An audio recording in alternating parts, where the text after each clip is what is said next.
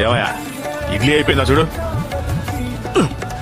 10 సార్లు పిలవాలా అయిపోయింది మిగిలిపోతే తింటున్నా ఇంటికి పార్సెల్ కూడా మళ్ళీ నీకు జీతం ఒకటి రే ముసలోడా పరోటా కట్టమని కట్టావా సో మేరీ నాకే తగులుతారు అన్నా కర్రీ ఇవ్వండి అన్నా.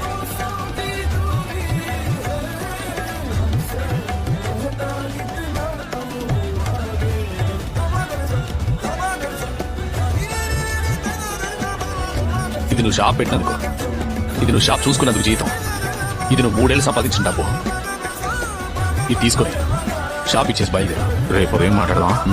ఇప్పుడే చెప్పి లేదంటే వెళ్తాను. ఉండవయ్యా నీకు కావాలా వద్దా? అయితే బయలుదేరు.